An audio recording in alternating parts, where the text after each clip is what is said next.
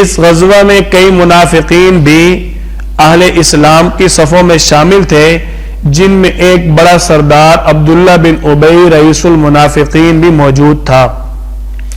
یہ منافق کتنا گھٹیا انسان تھا، انصار والوں کو کہتا تم نے مہاجرین کو پناہ دی ہے، تم نے مصیبت خود مول لیے، اور مہاجرین کو کیا کہتا، انصار نے تمہیں جو پناہ دی ہے تمہیں استعمال کرنے کے لیے اپنے پاس رکھا ہے۔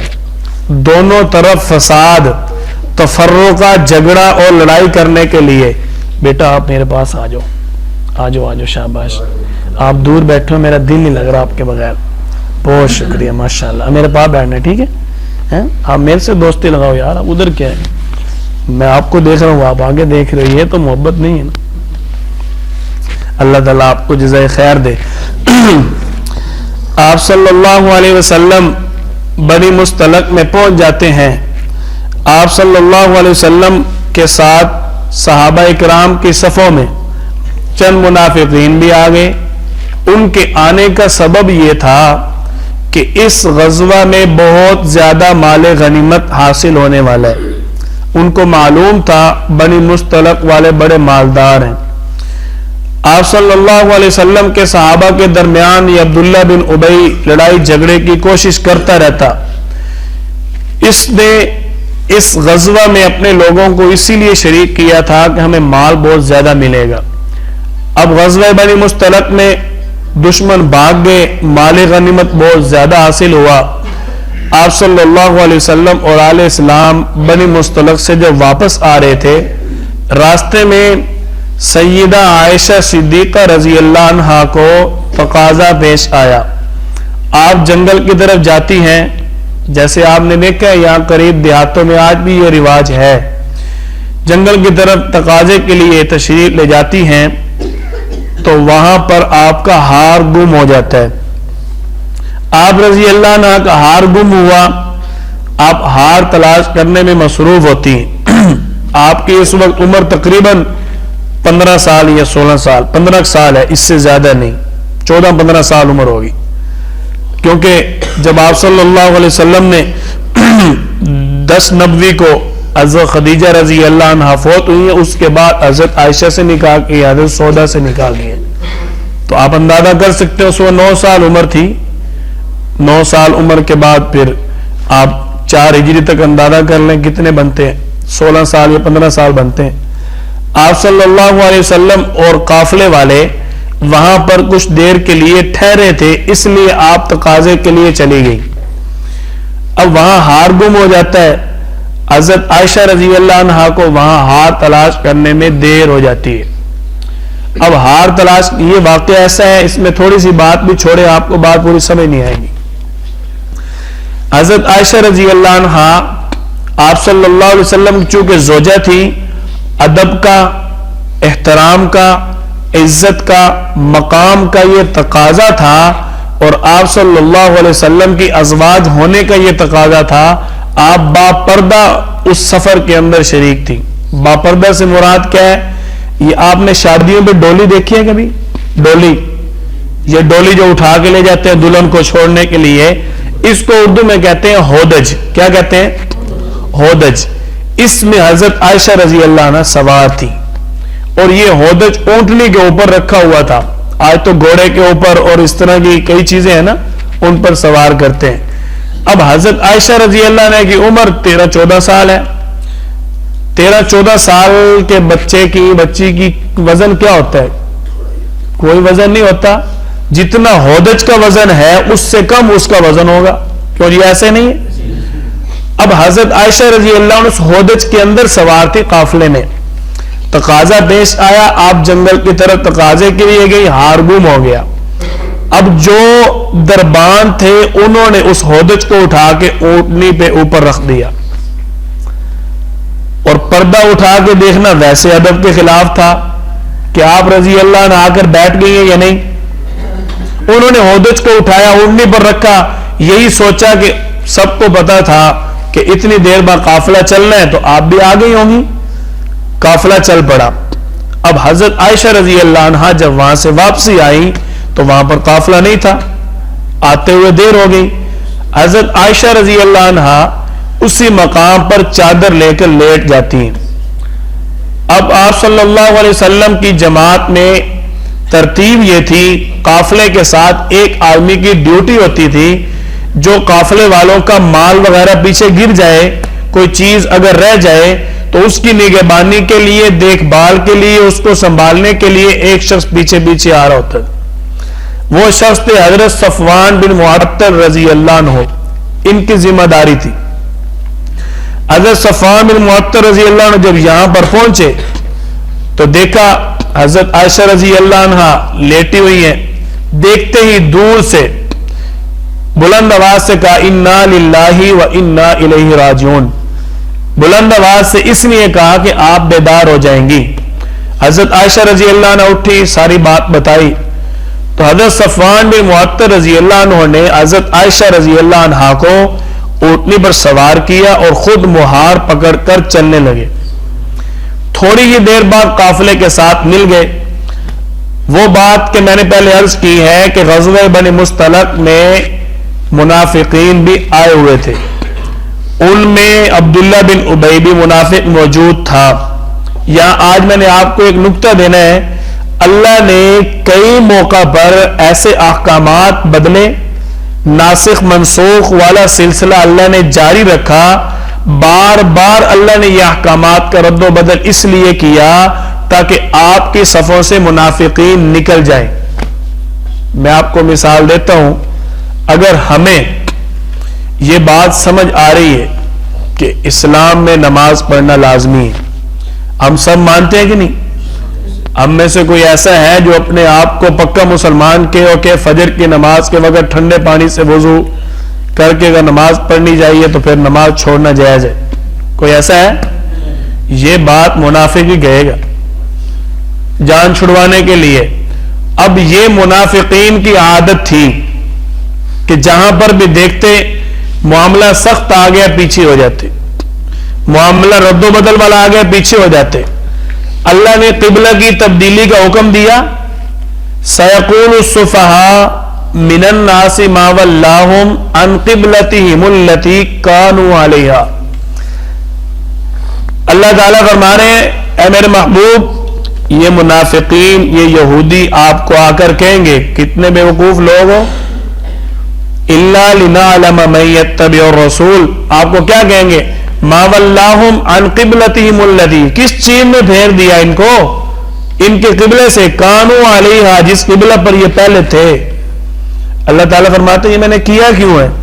وہ بات ذہن میں رکھیے گا, یہ قاعدہ کلیہ اپنے ذہن میں بٹھا لیں.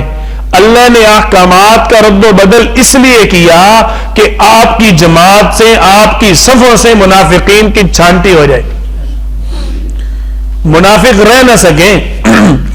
آگے غزوہ خندق بھی آج ہمارا سبق کا حصہ ہے, اس میں بھی آپ دیکھیں گے اللہ چاہتے تو مکہ کے اندر قبلہ کی تبدیلی کا حکم دے دیتے, وہاں پر آپ کے ساتھ منافقین کی صف نہیں تھی. مدینہ میں آ کر منافقین شامل ہوئے. اللہ نے قبلہ کی تبدیلی کا حکم دیا کہ جو یہودی آپ کے صفوں میں آ کر خود کو مسلمان کہہ رہے ہیں نا, اس لیے کہ چلو قبلہ تو ہمارا بھی بیت المقدس ہی ہے, ان کا بھی بیت المقدس ہی ہے, تو پھر ہم اپنے مسلمان بن کے ان کو ہم کہتے ہیں کہ ہم مسلمان ہیں, دیکھو کلمہ نہیں پڑھنے لا الہ الا اللہ محمد رسول اللہ, تم کیسے کہتے ہو ہم ختم نبوت کا منکر ہیں؟ اس سے آگے ہمیں جواب نہیں آتا. تو یہ یہودی بھی کرتے تھے, دیکھو جس قبلہ کی طرف تم نماز پڑھ رہے ہو ہم نہیں پڑھتے. یہ صحابہ کرام کہا کرتے تھے اسی قبلہ کی طرف ہم بھی نماز پڑھ رہے تم بھی پڑھ رہے ہو. دل میں کیا تھا, ہمارا تو قبلہ بیت المقدس ہے, ان کا بھی بیت المقدس ہی ہے. ہم تو اس لیے پڑھ رہے ہیں کہ وہ حضرت داؤد علیہ السلام, سلیمان علیہ السلام اور حضرت موسیٰ علیہ السلام ہمارے آباء و اجداد کا وہ قبلہ تھا, اور یہ اس لیے پڑھ رہے نہیں, ان کے نبی کا حکم ہے, اور دونوں کا رخ ایک ہی تھا. اللہ نے قبلہ بدلا. یہ جو یہودیوں کے ذہن میں یہ بات ہے نا, یہ منافقت نکل جائے. اللہ تعالیٰ نے صراحت کے ساتھ الفاظ فرمائے. اللہ تعالیٰ نے فرمایا آپ کو وہ بیوقوف کہیں گے, ہمیں پتہ ہے, لیکن ہم نے یہ کیا کیوں ہے؟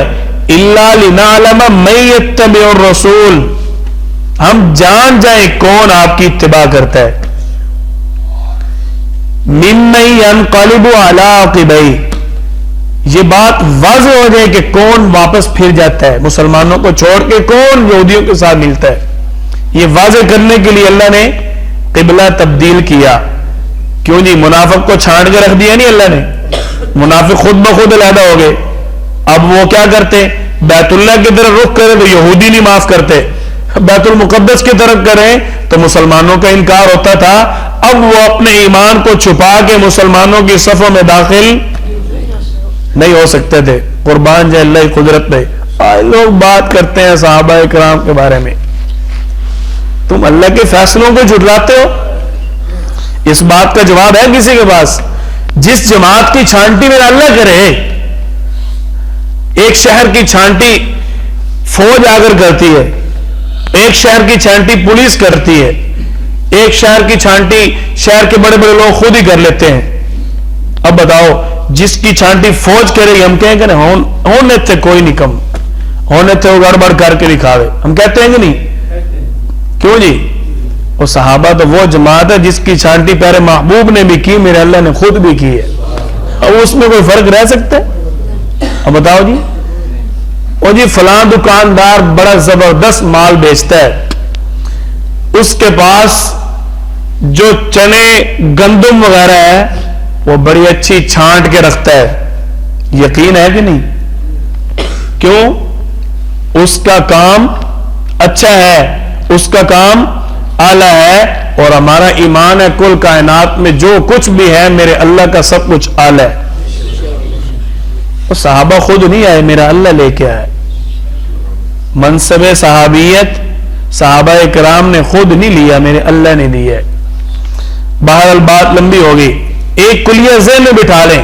اللہ نے احکامات کو رد و بدل اس لیے کیا کہ آپ کی صفوں سے منافقین نکل جائیں. اب قبلہ کی تبدیلی، اس کے بعد آج والا سبق اس کی بات کرتے ہیں. اب یہ منافقین آپ کی صفوں میں تھے، انہوں نے حضرت عائشہ رضی اللہ عنہا کے بارے میں اس بات کو مشہور کرنا شروع کر دیا. ایک ماہ تک ظالموں نے خوب اس بات کا چرچا کیا.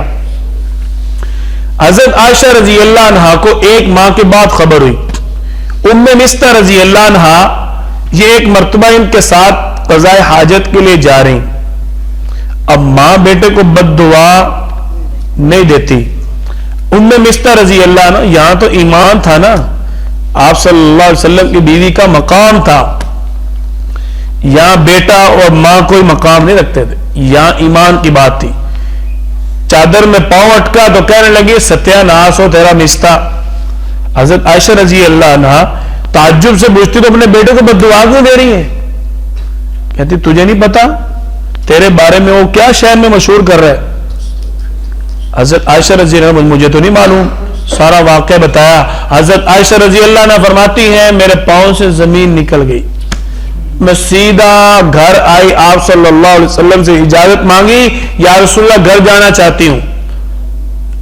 آپ صلی اللہ علیہ وسلم نے فرمایا جاؤ. اس سے پہلے آپ صلی اللہ علیہ وسلم کا معمول مبارک تھا جب بھی آپ کی کوئی بیوی آپ سے اجازت مانگتی آپ صلی اللہ علیہ وسلم فرماتے تھوڑے دن اور رک جاؤ. میاں بیوی کا پیار ہوتا ہے نا. تو آج آپ صلی اللہ علیہ وسلم نے نہیں فرمایا. حضرت عائشہ فرماتی ہیں جب میں گھر آئی میرے پاؤں کے نیچے سے زمین نکل چکی تھی، مجھے کچھ ہوش نہ تھا، لیکن جب میں نے آپ صلی اللہ علیہ وسلم سے اجازت مانگی میری جان ہی نکل گئی. کہ آج میرے محبوب نے مجھے کہا ہی نہیں اور دو دن رک جاؤ. حضرت عائشہ رضی اللہ عنہ اپنے گھر آئی، آ کر اپنی اماں سے کہا ام رومان اماں جان آپ بتائیں یہ کیا میرے بارے میں کہا جا رہا ہے، یہ کیا ہو رہا ہے؟ خاموش. جی بیٹی جو کہا جا رہا ہے وہی مشہور ہے، اس کے علاوہ مجھے نہیں پتا. ابا جان سے پوچھا صدیق اکبر رضی اللہ عنہ سے آپ بتائیں. خاموش، ہم کچھ نہیں کہہ سکتے. آپ صلی اللہ علیہ وسلم چند دن کے بعد حضرت عائشہ کے گھر تشریف لائے. آپ حضرت عائشہ کے بستر پر بیٹھتے ہیں. کتنا جھوٹ، تہمت، الزام، غیبت نے آگ لگا دی کہ آپ صلی اللہ علیہ وسلم بھی جھوٹ سے متاثر ہو گئے. آج ہم الزام لگاتے ہوئے سوچتے نہیں ہیں. اللہ تعالیٰ نے فرمایا والذین یرمون المحصنات الغافلات المؤمنات لعنوا، تہمت لگانے پر اللہ کی لعنت ہے فی الدنیا والآخرہ، دنیا میں بھی آخرت میں بھی. اسلام کا قانون ہے. آج لوگ باتیں کرتے ہیں اسلام کے قوانین کے بارے میں، جو کسی کے بارے میں جی انہوں نے الزام لگایا ناموس رسالت کا گستاخ تھا، اس کو قتل کر دیا. اسلام میں ایسے قوانین نہیں ہیں. اسلام میں جس نے الزام لگایا اس کو بھی سزا ہے، اس کو بھی سزا ہے. حضرت عائشہ رضی اللہ عنہ کے پاس آپ صلی اللہ علیہ وسلم آئے، تھوڑی دیر بعد آپ کو پسینہ آنا شروع ہو گیا.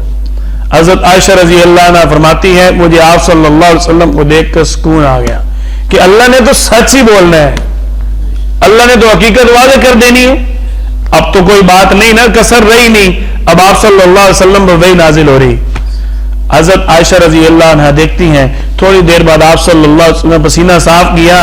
آپ صلی اللہ علیہ وسلم عائشہ مبارک ہو، تیری برات کے لیے، تیری پاکیزگی کے لیے، تیری پاک دامنی کے لیے میرا اللہ خود آ گئے. اللہ نے حضرت عائشہ رضی اللہ عنہ کی برات پر 10 آیات نازل فرمائی جو آج بھی سورۃ نور کے دوسرے رکوع میں موجود ہیں. آپ صلی اللہ علیہ وسلم نے وہ آیات پڑھ کے سنائی. ان میں ایک آیت پتہ کیا تھی؟ آپ صلی اللہ علیہ وسلم خود، صحابہ کرام سارے، جتنے بھی لوگ اس وقت مسلمان ہو چکے تھے، سب کو میرے اللہ نے مخاطب کر کے کیا فرمایا؟ واہ عائشہ تیرے تقدس پہ قربان جائیں.